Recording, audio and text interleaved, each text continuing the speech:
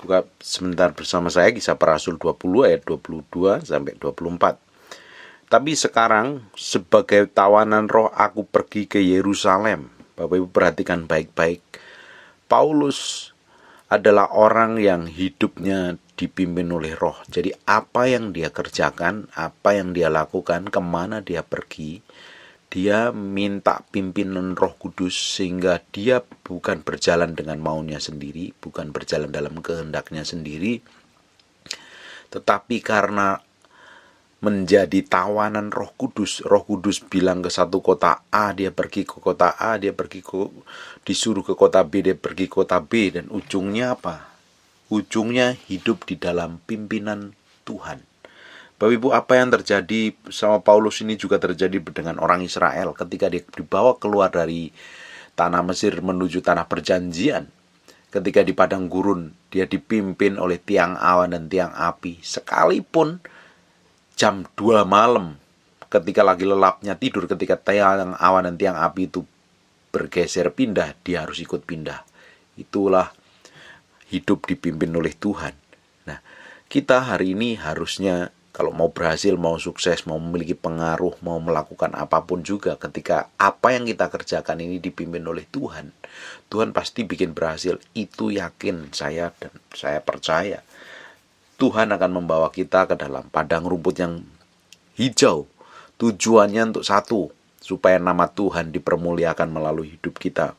Tujuannya satu, untuk namanya menjadi semakin besar, karena terbukti kita memiliki kesaksian yang benar, karena kita adalah orang-orang yang hidup benar dipimpin oleh Tuhan. Bapak Ibu, apa yang dikerjakan Paulus selalu Tuhan dipermuliakan. Apa perjalanannya enak? Perjalanannya tidak enak. Dia disesat, dia mau dipenjara, tetapi di ujung hidupnya dia dipercayakan Tuhan perkara-perkara besar.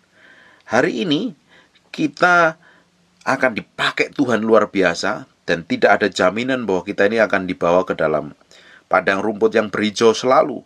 Ada saatnya kita akan dibawa ke dalam lembah kekelaman. Kita akan dibawa benar-benar pada berjalan dalam pusat kehendaknya, supaya hati kita ini benar-benar didapatin murni dan berkenan di hadapan Tuhan. Kalau tidak, kita tidak akan didapati menjadi orang yang benar-benar melakukan apa yang Tuhan mau. Kalau kita buka di Mazmur 23, ini ayat yang terkenal sekali, Tuhan adalah gembalaku. Kata Mazmur Daud, Tuhan adalah gembalaku, takkan kekurangan aku. Satu hal yang perlu kita percaya ketika kita ini dipimpin oleh Tuhan dan mengaku Tuhan yang menjadi gembala kita, yang memimpin kita, membawa kita ke dalam jalan kebenaran. Satu hal yang kita harus tahu bahwa ketika kita mengaku Tuhan adalah pemimpin kita, Tuhan adalah gembala kita, ada hal penyediaan nilai. Tuhan akan membawa kita ke dalam sumber berkat-Nya. Kita tidak akan mengalami kekurangan. Pertama kali ketika Tuhan sebagai pemimpin kita, semua kebutuhan kita dicukupi dan kita tidak akan kekurangan apapun juga. Ia membaringkan aku di padang berumput hijau. Tujuan Tuhan salah satunya adalah membawa kita ke dalam hidup dalam berkelimpahan. Tapi kelimpahan itu bukan menjadi tujuan utamanya. Kelimpahan hanya sebagai sarana, sebagai alat untuk memperbesar kita hidup menjadi berkat yang lebih memiliki pengaruh kepada orang lain. Supaya kita menjadi berkat kepada banyak orang, supaya nama Tuhan yang dipermuliakan. Ia membimbing aku ke air yang tenang. Ia menyegarkan jiwaku. Ia menuntun aku ke jalan yang benar oleh karena namanya. Ia menyegarkan jiwaku. Bapak Ibu, kalau kita hari ini mungkin sudah stres, sudah lelah, sudah jenuh atas segala sesuatu yang pernah dilakukan. Mau pelayanan, mau jadi hamba Tuhan, mau jadi jemaat biasa, mau jadi penyanyi, singer, worship leader, pengusaha, atau apapun karir Bapak Ibu yang Tuhan percayakan. Mungkin sedang letih, lesu, udah males lagi. Perlu kembali kalau udah putus asa, udah jenuh. Satu hal yang perlu kita datang untuk supaya dapat disegarkan adalah kita masuk ke dalam hadirat Tuhan. Tidak ada sesuatu hal yang lain. Seringkali kita ini jenuh, kita ini sendiri bosen. Karena apa?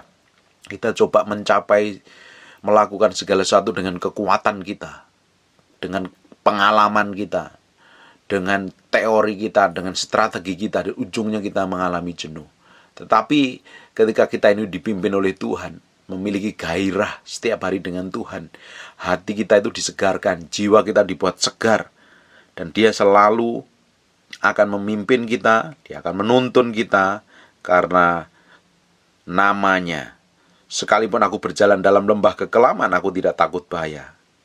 Bapak Ibu, kita ini hari ini mungkin ada beberapa orang yang sudah pernah mengalami berjalan dalam lembah kekelaman. Mungkin masalahnya bertumpuk-tumpuk, problem, tekanan hidup, keuangan, bisnis usahanya, keluarganya, pernikahannya, atau apapun juga yang benar-benar berada di bawah lembah kekelaman. Sekalipun kita berada di bawah lembah kekelaman, kalau kita ini benar-benar hidup dipimpin oleh Tuhan, dipimpin oleh Roh Tuhan, kita tidak perlu takut, sebab tongkat dan gadamu yang akan menuntun aku. Itulah yang menghibur aku. Ada penghiburan Tuhan, ada jalan penyelesaian Tuhan, ada proteksi Tuhan secara ilahi. Saya bertahun-tahun melayani Tuhan, saya buktikan bahwa Allah saya selalu menyertai, memberkati, membuat jalan sekalipun kelihatan tidak ada jalan, sekalipun tidak ada pengharapan. Saya bertahun-tahun menikmatin bagaimana Tuhan buka jalan di saat tidak ada jalan. Pada titik tertentu saya ini benar-benar nggak tahu meski ngelakuin apapun juga. Saya bersama istri, saya sudah bercerita berkali-kali bahwa sering pada waktu titik tertentu kami mengalami masalah-masalah yang sulit yang kami tidak tahu jalan keluarnya, dan kami tahu persis akhirnya di ujung jalan buntu itu Tuhan sedang menunggu dan buat mujizat, buat jalan, dan kasih karunia-Nya melimpah atas kehidupan kita. Syaratnya satu, kita harus mengakui bahwa Tuhan adalah gembala kita. Kita harus berserah penuh ke hadapannya, menaruh sepenuhnya. Hari ini Bapak Ibu mengalami masalah, persoalan, tekanan hidup, datang kepada Tuhan, serahkan semuanya di dalam tangan Tuhan. Kita tidak akan bisa mampu berjalan sendiri, dan kita tidak bisa mampu hidup berkenan di hadapan Tuhan kalau kita tidak berserah kepadanya. Kita harus berserah, menyerahkan diri. Perlu ketaatan. Untuk Yosua mengalami kemenangan perang melawan Yeriko, diperlukan ketaatan penuh. Dia harus menanggalkan kasutnya ketika bertemu dengan malaikat Tuhan. Dan akhirnya Panglima bala tentara Tuhan itu memimpin dalam semua peperangannya dan akhirnya mengalami kemenangan. Kita tidak bisa mampu mengalami kemenangan setiap hari, karena hidup kita adalah peperangan. Medan peperangan kita adalah di tempat pekerjaan, tempat bisnis, di keluarga kita. Dan kalau kita tidak memiliki kekuatan ilahi, kalau kita tidak dipimpin oleh Roh Kudus, hidup kita akan babak belur. Hari ini yang sedang mengalami masalah, mau apapun, mau jadi hamba Tuhan kayak apapun, kalau tidak hidup dipimpin oleh Roh Kudus, ujungnya juga tidak akan memiliki powerful dan kuasa, tidak mengalami perkenanan secara ilahi. Tetapi orang yang dipimpin Tuhan sebagai gembalanya, kebajikan dan kemurahan belaka akan mengikuti aku seumur hidupku, dan aku akan diam di rumah Tuhan sepanjang masa. Diam di rumah Tuhan sepanjang masa. Ini hal penting. Kita tidak bisa mengandalkan kekuatan kita. Sekalipun kita sudah memiliki pengalaman khotbah ribuan kali, berdoa setiap hari, tapi Tuhan mau hidup kita setiap hari dipimpin oleh Roh Kudus. Hidup kita harus berjalan dalam ketepatannya, dalam ketepatan ilahi, sehingga suatu hari ketika kita menghadap Tuhan, menyerahkan segala sesuatunya, kita tepat didapati menjadi hamba Tuhan yang melakukan kehendaknya. Di Matius dijelaskan, bukan orang yang berseru kepadaku Tuhan, Tuhan, bukan orang yang melakukan mujizat, melakukan tanda-tanda ajaib, tetapi orang yang melakukan tepat seperti yang dia mau, melakukan kehendaknya. Tuhan punya mau. Tuhan ada dalam hatimu dan ada dalam hati saya. Tuhan tidak main kecapi di surga saja, tapi Tuhan mau hadir dalam setiap kehidupan kita. Kita mau dipimpin oleh Dia. Dia sebagai satu-satunya sumber. Bapak Ibu, kehidupan kita tidak akan pernah mengalami dampak yang besar, memiliki pengaruh yang besar, sampai kita ini hidup kita itu menyerahkan diri di hadapannya, berserah penuh. Seperti apa yang dialami Paulus. Paulus ini dipercayakan Tuhan nulis 3/4 kitab perjanjian baru. Kenapa hidupnya sampai hari ini memiliki pengaruh yang besar? Kekristenan yang disampaikan hari ini, sampai kita menerima kekristenan hari ini itu karena salah satunya pengaruh oleh apa yang dikerjakan oleh Paulus. Bapak Ibu, tidak heran Paulus ini hidupnya benar-benar memiliki dampak yang benar-benar mempengaruhi. Kisah Para Rasul 20 ayat 22 ya sampai 24. Tetapi sekarang sebagai tawanan roh aku pergi ke Yerusalem, dan aku tidak tahu apa yang akan terjadi atas diriku di situ selain kepada yang dinyatakan Roh Kudus dari kota ke kota kepada. Kadang seringkali kita harus menanggalkan segala sesuatu, mau pengalaman, mau metode maupun cara kita yang selama ini kita pelajari. Kita harus berserah penuh, menyerahkan semua yang terjadi. Bahkan Paulus sendiri ketika dipimpin oleh Roh Kudus, dia tidak tahu di satu kota itu akan mengalami apa. Memang orang yang berserah kepada Tuhan artinya menyerahkan sepenuhnya. Tuhan yang bertindak, Tuhan melakukan. Bukan berarti kita diam saja tidak melakukan bagian kita. Ada bagian yang kita harus serahkan di hadapan Tuhan. Ada yang bagian Tuhan yang akan kerjakan. Semakin kita bekerja sama dengan apa yang Roh Kudus mau, hidup kita akan memiliki dampak yang besar, Bapak Ibu. Bahwa penjara dan sengsara menunggu aku, tetapi aku tidak menghiraukan nyawaku sedikit pun. Asal saja aku dapat mencapai garis akhir dan menyelesaikan pelayanan ditugaskan oleh Tuhan kepadaku untuk memberi kesaksian tentang Injil, kasih, karunia Allah. It's powerful sekali. Orang yang cinta Tuhan, orang yang dipimpin Tuhan, orang yang berdoa, orang yang menyembah Tuhan, tidak dijamin sepenuhnya hidupnya akan mulus-mulus saja, mengalami masalah yang enak-enak saja. Ada sisi saat tertentu akan mengalami aniaya, tekanan, problem. Sebenarnya apa yang kita alami hari ini itu sebenarnya diizinkan Tuhan. Kalau kita menghadapi masalah, sebenarnya Tuhan lagi membawa ke dalam satu latihan untuk kita bisa memenangkan diri kita sendiri.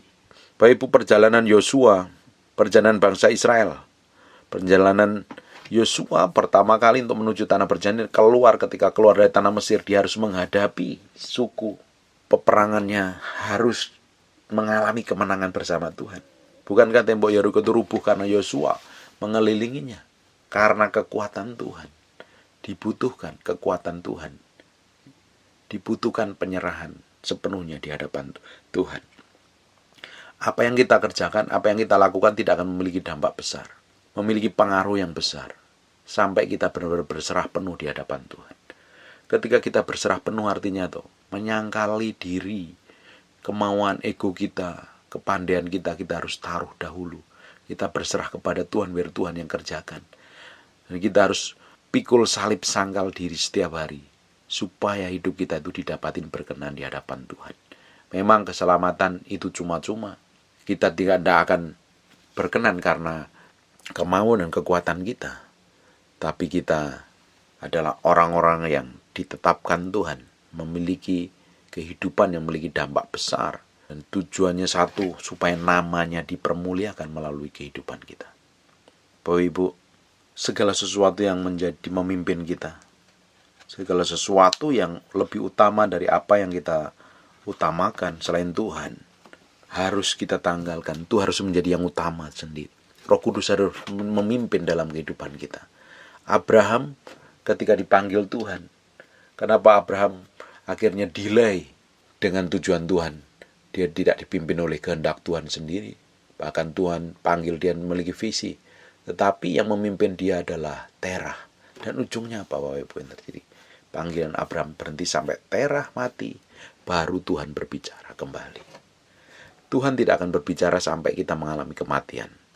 Kalau daging kita masih ngikutin, memimpin, ego kita yang memimpin, pengalaman kita yang memimpin, Tuhan tidak akan pernah berbicara sampai kita tanggalkan, kita menyerah penuh, sepenuhnya dipimpin oleh Tuhan. Sebenarnya kalau kita mau berhasil dalam hal apapun juga, mau berhasil dalam pelayanan, berhasil dalam keluarga, berhasil dalam bisnis, kita harus dipimpin oleh Tuhan. Tidak ada yang lain. Menyerahkan sepenuhnya. Tapi banyak dari kita dipimpin oleh pengalaman kita, kepandaian kita, cara pandang kita, segala sesuatu yang menonjol yang kita coba akhirnya memimpin kita, dan ujungnya pasti tidak akan memiliki dampak yang lebih besar seperti yang Tuhan mau. menyerahkan diri, pikul salib sangkal diri setiap hari. Minta dipimpin Tuhan. Bapak Ibu mungkin selama ini gagal terus. Apa yang Bapak Ibu kerjakan gagal. Keluargamu berantakan, bisnismu, usahamu berantakan, pelayananmu kacau, tidak akan mengalami kemenangan, tidak mengalami pertumbuhan secara besar. Jangan-jangan selama ini kamu dipimpin oleh maumu sendiri, dipimpin oleh egomu, dipimpin oleh hawa nafsumu sendiri. Ya, kalau kita mau berhasil, kita mau sukses, kita harus tanggalkan semuanya. Kita minta Roh Kudus yang pimpin, Roh Kudus yang menguasai, Roh Kudus yang menuntun sepenuhnya pada pusat kehendak ilahi. Kita harus berada dalam pusat kehendak ilahi supaya hidup kita berkenan sepenuhnya di hadapan Tuhan, dan hidup kita didapati berkenan di hadapan Tuhan. Saya percaya orang yang dipimpin Tuhan itu selalu Tuhan bikin berhasil. Selalu Tuhan bikin berhasil. Berhasil bukan berarti tidak ada masalah. Berhasil bukan berarti tidak ada tekanan, himpitan. Justru akan ada tekanan, ada himpitan. Kita akan dibawa dalam lembah bayang-bayang maut, dalam lembah kekelaman. Tetapi yang menjadi kekuatan kita adalah Tuhan. Yang menjadi penerang kita adalah tangan Tuhan sendiri yang nuntun dan menerangin kita. Tongkat dan gadangnya akan melindungi kita. Titik tertentu kadang kita dibiarkan berjalan seakan-akan benar-benar kanan kirinya binatang buas, dan kita seakan-akan sendirian. Tetapi tongkat dan gada Tuhan yang menjaga dan melindungi kita. Ada proteksi ilahi. Bapak Ibu, kalau Bapak Ibu sampai hari ini bisa hidup sehat, bernapas tanpa tersengal, menikmati hidup segala sesuatunya dengan baik, bertahan di masa pandemi, yang lain pada dipanggil Tuhan dan kita masih bertahan sampai hari ini. Tuhan belum selesai dengan kehidupan Bapak Ibu. Tuhan belum selesai dengan kehidupan Bapak Ibu. Ada perkara besar yang Tuhan sediakan ke depan. Ada perkara ilahi yang besar sekali yang Tuhan siapkan hari ini. Bagian kita ngapain? Berserah. Minta Roh Kudus yang pimpin sampai kita mencapai destiny Tuhan, tujuan Tuhan yang utama yang Tuhan tetapkan dalam kehidupan kita. Bapak Ibu, Tuhan sudah siapkan satu tempat di mana kita harus tempati, duduki. Dan ini tempat itu adalah Tuhan janjikan. Kita tidak akan mencapai ke sana sampai kita menyerahkan hati kita sepenuhnya di hadapan Tuhan. Hidup kita sepenuhnya di hadapan Tuhan. Kita baru bisa dipimpin oleh Tuhan. Kita baru benar-benar bisa berjalan seperti apa yang Tuhan mau. Dan kita bisa mencapai destinasi Tuhan yang Tuhan tentukan dalam kehidupan kita. Amin. Penyerahan itu diperlukan hari ini. Kematian daging itu diperlukan. Jangan izinkan dagingmu yang memimpin. Jangan izinkan hawa nafsumu yang memimpin. Kita harus belajar mematikan dengan dalam diri kita sendiri, ego kita. Diri kita itu perlu kita matikan supaya hidup kita itu benar-benar real dipimpin oleh Roh Kudus. Kalau hidup kita mau dipimpin Roh Kudus, kita harus benar-benar menyerah diri, berserah penuh, menjadi tawanan Roh Kudus. Saya percaya ketika kita berada dalam pimpinan Tuhan dan mengaku Tuhan ada gembala kita, Tuhan sebagai pemimpin kita, kita tidak akan mengalami kekurangan. Kita akan dicukupin segala kebutuhan kita, dan itu bukan menjadi tujuan utamanya. Kalau Tuhan berkati kita hari ini, itu berkat itu sebagai sarana saja untuk mencapai kita, membiayai kebutuhan kita, keperluan kita untuk kita masuk dalam destinasi Tuhan, dalam tujuan ilahi, penggenapan tujuan ilahi dalam diri kita harus digenapi. Tuhan belum selesai dengan kehidupan Bapak Ibu hari ini. Tuhan belum selesai. Tuhan masih punya urusan besar. Tuhan masih punya perkara ilahi yang akan dipercayakan semakin powerful dalam kehidupan kita. Kita akan dibawa dalam pusat kehendaknya. Kita akan dibawa dalam kontrol kendali Tuhan. Pada titik tertentu kita harus benar-benar menanggalkan segala sesuatu yang nempel pada diri kita untuk menjadi tawanan Roh Kudus. Ujungnya Tuhan akan dipermuliakan melalui kehidupan kita. Ujungnya apa saja yang kita kerjakan Tuhan akan bikin berhasil.